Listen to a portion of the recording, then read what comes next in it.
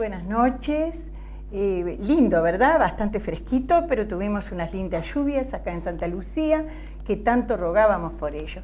Contentos de estar hoy 31 de julio con ustedes, después de haber faltado el viernes próximo pasado, debido a una pequeña gripecita de Ramón, pero ahora muy bien, Ramón, ¿verdad? Contento de estar acá. Sí, gusto estar, ¿verdad, Teresita? Sí, chochos de la vida de estar acá. Bueno, el saludo para la audiencia en primer lugar. Para todos en general, claro. El Mundo y sus Comarcas TV nuevamente este viernes. Bueno, y les contamos, vamos a felicitar a esta gente que trabajó tanto por la bicicleteada del 25 del pasado. Queremos saludar en primer lugar a Ciclistas Unidos, que hicieron una interesantísima jornada el pasado sábado, el sábado 25, en beneficio. Esa jornada fue de solidaridad con el refugio de animales de Mari, ¿verdad? Sí, para recaudar fondos, no sabemos todavía el resultado, pero según nos han informado, hubo una muy buena respuesta. ¿Verdad? Esperemos que la gente haya colaborado, como tiene que ser. Teníamos además previsto saludar a los integrantes del movimiento de la Asamblea por el Agua. Sí, muy importante. Pero por suerte vamos a tener seguramente un representante de esa Asamblea. Buenísimo. Lo vamos a tener en vivo acá. De manera que nos podrá hablar un poco de esta acción que vienen desarrollando tan importante en defensa del ambiente, del río, de todo lo que es la cuenca, ¿verdad? Exacto. Los 8.000 y pico de kilómetros cuadrados tan importante que corresponden a la cuenca del río Santa Lucía, teniendo en cuenta todas las aguas que corren hacia el lecho, hacia el cauce del río.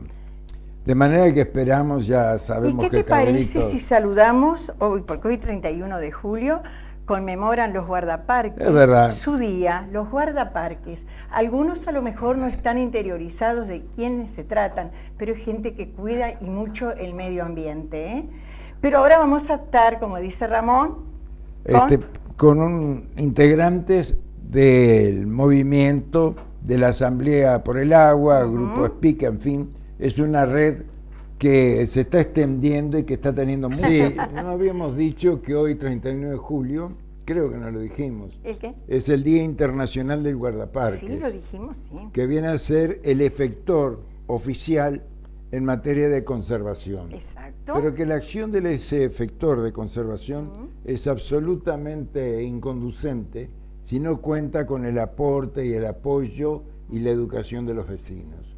De manera que eso es muy importante. Hoy tenemos el gusto de tener acá, ¿verdad?, a un representante precisamente de una acción vecinal en red que vienen trabajando desde hace tiempo con persistencia y con esfuerzo en defensa del río, de los 8.000 y pico de kilómetros que decíamos que corresponden a la cuenca del río de Santa Lucía, y saludamos entonces la presencia de Carlitos Dárdano acá con nosotros, integrante y uno de los que integra notoriamente esa red que trabaja y mucho.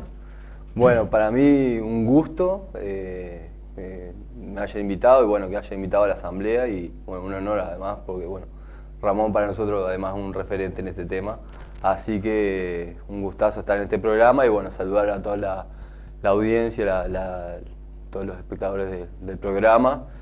Y bueno, un tema que está bastante complicado, por suerte, como decía Ramón, bueno, la asamblea de a poquito viene tomando fuerza. Creo que ahora estamos en un momento bien importante de la asamblea, o sea, como que se ha tomado cierta fuerza, muchas líneas de acción funcionando en paralelo, que bueno, y una de ellas sin duda es la defensa del monte nativo, y bueno, hoy...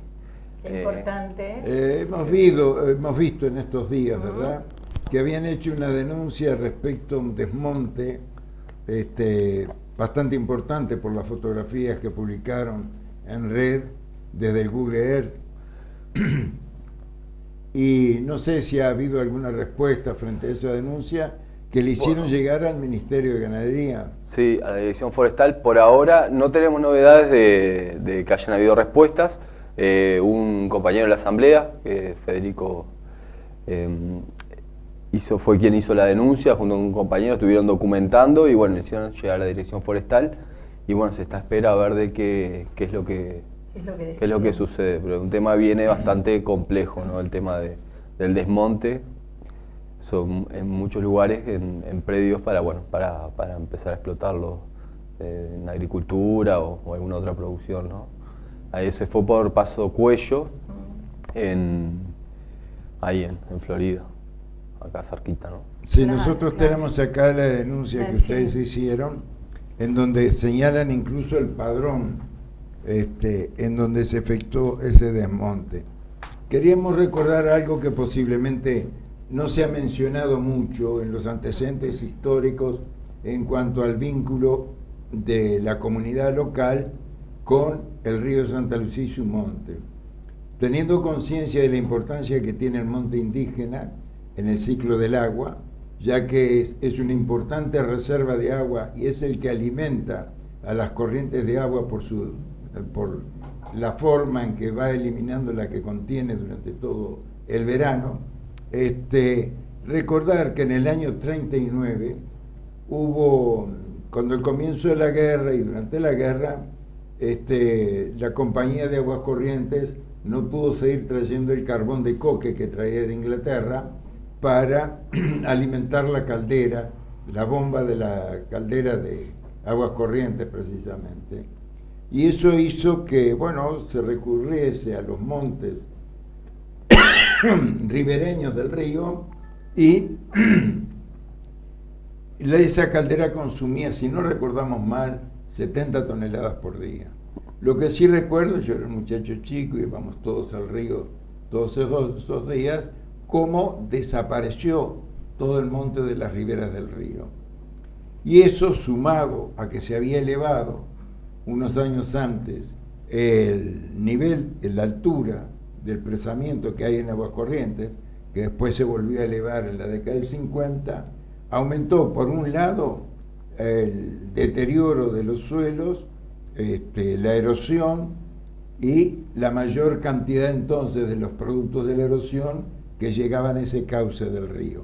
Y por otro lado, la acción de la represa que impedía que ese sedimento corriera hacia abajo del río y se produjo una brutal acumulación. Tanto es así que el río, cuyo fondo es como todos los ríos de la región, de tosca y de una tierra agreda, actualmente es todo de arena, pero esa arena es producto del sedimento, de la acumulación de sedimentos. Ahí frente al Puente Viejo tenía en la década del 30 6 metros de profundidad el río, ¿verdad? Se ha perdido mucho en cuanto a volumen, a contención, y se ha aumentado mucho el consumo de agua desde entonces. Así es. Ramón en esto es un especialista, ¿no? Pero estamos bien en una situación bien compleja, ¿no? Con el tema de la cantidad de agua disponible. Estamos ahora en plenas restricciones de agua, problemas de calidad, que en cuanto a algunos técnicos de la asamblea comentaban que en cuanto suba la temperatura un poco, con la cantidad de cianobacterias que hay acumuladas en algunos lugares donde el agua no corre, es probable que tengamos una crisis con el tema del agua muy grande por problema de contaminación de cianobacterias. Entonces a la escasez de agua está habiendo, se le va a sumar este problema de contaminación de cianobacterias en cuanto haya un aumento de la temperatura. La situación es grave y ahora están las medidas de restricción y demás, pero en realidad, nosotros desde un poco desde la asamblea el otro día analizábamos que hay otros factores mucho más importantes. Es importante todo lo que cada uno podamos hacer para evitar llegar a un punto crítico, pero después hay una cantidad de temas, por ejemplo, a nivel de OCE, por ejemplo, de la cantidad de pérdidas que hay. O sea, OCE factura mucho menos del 50% del agua que produce. Eso quiere decir que hay una cantidad de agua que se pierde de alguna forma y no es gente que esté accediendo al agua sin pagar. O sea, el gran número lo que explica ese número de la diferencia entre el agua potabilizada y el agua facturada. Hay problemas también en las tomas que están autorizadas sobre el río, en algunos lugares para producción también hay tomas no recuerdo bien si son 500 metros cúbicos, 500.000 litros, pero hora, que es una cosa, si bien está hecho en un embalse, igual es agua que sale del río. Bueno, todos esos factores también inciden, además de, bueno, de todo el tema de la erosión que tiene el río y bueno, el desmonte, entre todo hay una cantidad de factores que todos están confluyendo a poca agua y mala calidad del agua. Entonces estamos... En la década del 90, en el año 90, yo estuve hace pocos días repasando los números y el consumo de agua, el pico en verano del consumo de agua del área metropolitana eran 400.000 metros cúbicos por día. En el último verano el pico de consumo de agua fue de 640.000 metros cúbicos por día. Quiere decir que en estos 25 años aumentó 200.000 metros cúbicos por día el consumo de agua en el área metropolitana. Quiere decir que hay una demanda cada vez mayor de agua, una menor capacidad de contener agua de reserva y un aumento en la contaminación de esa poca agua que cada vez está más contaminada, ¿verdad? Sí, la situación, es decir, que estamos haciendo todo lo necesario para quedarnos sin agua. Sí, es crítica la situación. Tendríamos que tomar conciencias todos de la gravedad, ¿verdad? Sí. Que es un problema muy serio, pero hay personas que todavía les cuesta ubicarse en esto y piensan, no, ya va a pasar, si llueve pasa. Lo que pasa es que culturalmente somos un país donde siempre un amigo comentaba la otra vez, estuve viviendo en Argentina y él uno de los orgullos que tenía en esas charlas de amigos era de poder tomar agua de la canilla, ¿no? Imagínate. Y eso culturalmente todavía lo tenemos, aunque se está perdiendo la cultura porque estamos siendo cada vez más conscientes de que eso no es posible, pero es algo que todavía no somos conscientes de lo que es una crisis real de agua. Entonces falta trabajar mucho en ese sentido para ver de que hay que tomar medidas muy radicales para poder frenar este proceso y empezar a revertirlo, ¿no? Porque no hay otra opción, o sea, hay que tomar medidas muy fuertes para este proceso. Y no hay ningún indicio de que el gobierno tenga pensado tomar medidas en ese sentido. Por el momento se han armado comisiones, grupos de trabajo, distintas cosas, pero medidas concretas no hay, más allá de las restricciones que hay ahora. Está pensada la represa de Casupá, pero ahí también hay una serie de problemas de contaminantes de la minería que hay que ver bien. El gobierno ha dicho que no hay problema, pero es un tema que está ahí también que hay que analizar bien. Entonces la situación es bastante crítica, es el único plan B que hay. Y bueno, y después hay algunos planes de disminuir, digamos, la contaminación y demás, pero vienen muy lentos. No tenemos acceso a la información ni de los planes de adecuación de las distintas empresas. Como integrante de la Comisión de Cuenca del Río Santa Lucía, que participamos en lo que la Constitución, consagramos la Constitución en el 2004, que es participar en todas las instancias de planificación, gestión y control de la cuenca, un insumo imprescindible es la información para poder participar en la planificación, gestión y control. Bueno, la información es nula, o sea, los integrantes de la Comisión de Cuenca no accedemos a ningún tipo de información de los planes que presentan las empresas, ni siquiera información, por ejemplo, de la calidad del agua, los problemas que están habiendo.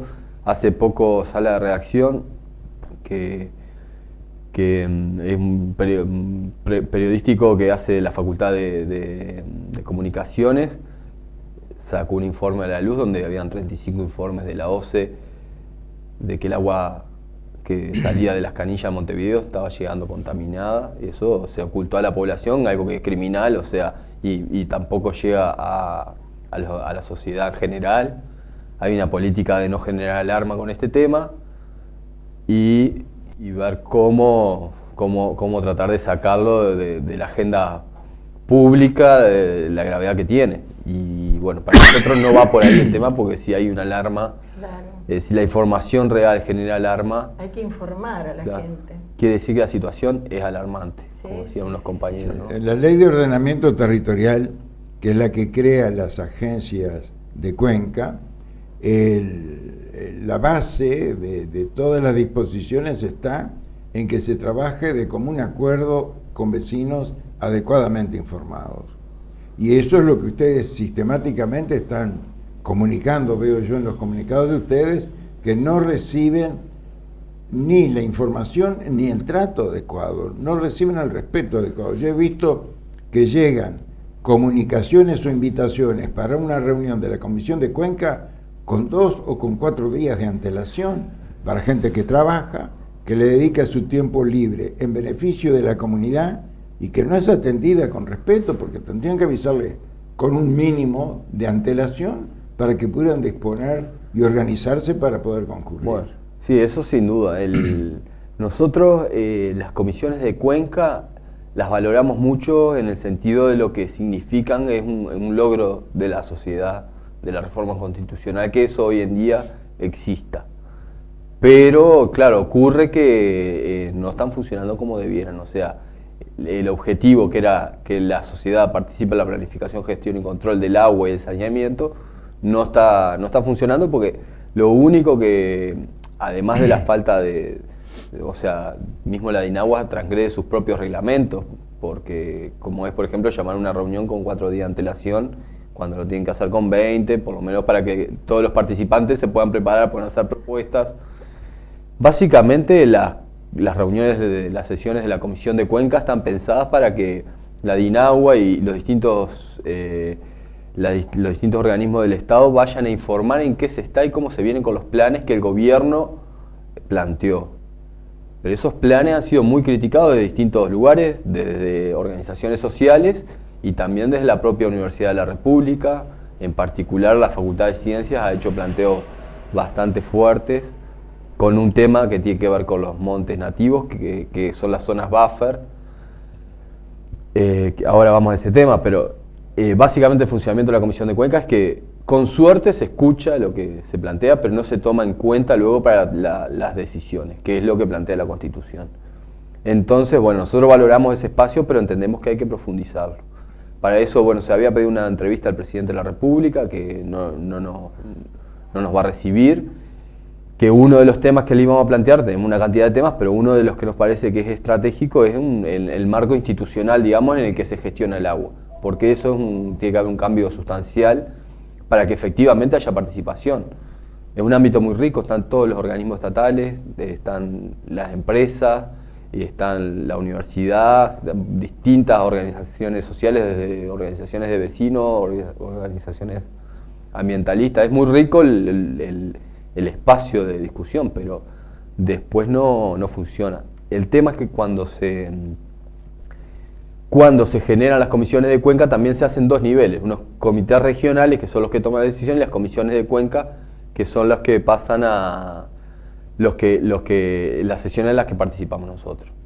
Entonces eso hace que la participación ya no tenga el peso que debería tener, porque bueno, básicamente es informativo, vamos a recibir información y a lo sumo podemos exponer algo. En la próxima comisión de Cuenca, que va a ser el viernes 6, el próximo viernes, viernes 7, bueno, ahí sí nosotros logramos plantear y vamos a hacer una serie de planteos, bueno, sobre la zona buffer, sobre el acceso a la información por parte de OCE, por parte de DINAGUA. Entendemos que toda la comunidad tiene que acceder en tiempo real a los resultados de los análisis de agua de OCE. Tiene que estar disponible en la web todos los análisis de agua bruta y de agua potabilizada, porque bueno, eso además hoy en día con las tecnologías que hay se puede procesar y se podría tener mecanismos hasta de alarmas, de aviso, una cantidad de cosas que podría construir la sociedad misma, pero eso es algo básico, que va a contrapelo de lo que decíamos recién, que hubieron 35 informes de agua contaminada que estaba llegando a los domicilios de Montevideo y la gente ni se enteró o se lo ocultó. Entendemos que hay que dar otro paso, estamos en un momento donde el gobierno está pregonando un gobierno electrónico, un gobierno abierto desde ese punto de vista, con acceso a la información, en base a un gobierno más transparente, y en ese marco se habrá tema importante para transparentar, que es la calidad del agua, aunque genera alarma. Entonces vamos por ese lado también esos son algunos de los temas que vamos a plantear en esta próxima comisión de Cuenca, que es el viernes próximo. 7, dijiste. Viernes 7, es en Montevideo, a las 17 horas en Montevideo. Son asambleas, son abiertas, hay que anotarse previamente. ¿La hora cuál? A las 17 horas. 17. Es en el Ministerio de Vivienda, la Agencia de Vivienda, o el Ministerio de Vivienda. Quedan ahí en una cuadra, no me acuerdo en cuál de los dos locales es, en la Ciudad Vieja.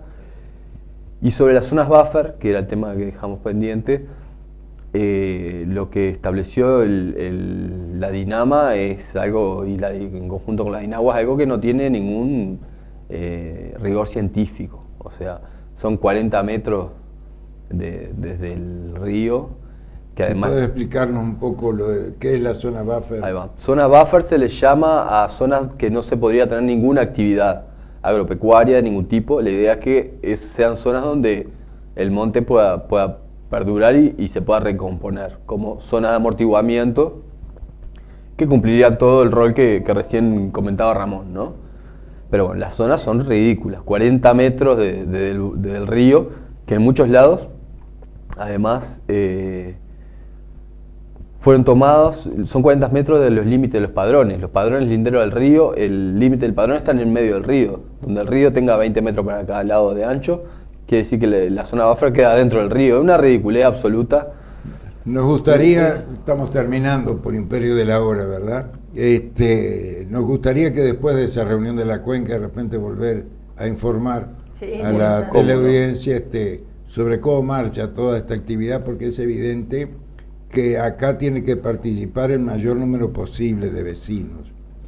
Cuando se trata de la defensa de un bien común como es el patrimonio del agua, del cual dependemos todos, hay que adoptar medidas muy especiales. Por ejemplo, en la ley de enero del 86 en Francia, por la cual se establecían mecanismos de defensa de la costa para evitar que desaparecieran las playas. Los estudios sobre cómo van desapareciendo las playas por la acción humana son de la década del 70 y del 80 de la Escuela de Lyon de Francia, pusieron a prueba todo eso, a punto todo eso, y las leyes correspondientes se aprobaron en enero de 1986. Y entre las cosas que establecían era que en 10 años, a partir de la aprobación de la ley y de su puesta en ejercicio, los propietarios que tuvieran construcciones a menos de 2 kilómetros del nivel máximo costero del agua perdían el derecho de propiedad a 2 kilómetros de la costa, porque era el único modo de recomponer el sistema dunar y defender entonces la composición de las playas. Quiere decir que si nosotros queremos realmente conservar las corrientes de agua, tenemos que establecer mecanismos por los cuales realmente el monte indígena, hasta una distancia muchísimo mayor que 40 metros, desde luego, sea respetado como lo respetaban los incas los árboles, ¿verdad? Porque sabían que de eso dependía su supervivencia. Y para eso tiene que haber un importante convencimiento colectivo, porque si el común de la gente no estudia, no se le informa sobre el ciclo del agua y la función que cumple el monte, van a seguir creyendo en el mito de que en Uruguay tenemos cantidad de agua, cuando ya hace más de 20 años que un hidrólogo de la UNESCO que estuvo acá nos demostró que eso era un mito, que si el Uruguay estuviera un poquito más poblado, el agua no alcanzaba para todos. De manera que ahora estamos llegando a una instancia de crisis. ¿Qué pasaría si el Uruguay además admitiera una inmigración mucho mayor y tuviéramos una población una vez más? Es decir, en lugar de 3, fuéramos 6 millones. Porque esto que estamos hablando del río Santa Lucía ocurre en el arroyo Conventos, ocurre en el río Uruguay, ocurre en el Cuarén. De manera que son muchas las corrientes de agua que están demasiado contaminadas. Sí, así es. La hora, ¿verdad? Sí, bueno, es de un tema de todo el país, como decía Ramón, y bueno, es bien importante que todos nos comprometamos con este tema, nos informemos, intercambiemos ideas y bueno, y vayamos viendo un tema de todos, digo, hasta el productor que está ahí contra el río está yendo contra su propio interés. Que le conviene más tener el monte que tener y no hacer 5 hileras más de arado. Bueno, para mí un será entonces un hasta la próxima. Enorme tenerte acá. Estimados, muchas felicidades en todos estos días, que estemos sin verlos o nos crucemos en la calle, ¿verdad? con ellos. Nos despedimos hasta el próximo viernes 14, 19:30. Viernes 14. Y estaría muy interesante que se hablara claro, nuevamente de esta qué temática, pasó en la ¿verdad? próxima reunión En esta reunión que van a tener el día viernes 7 a las 17 horas en Montevideo.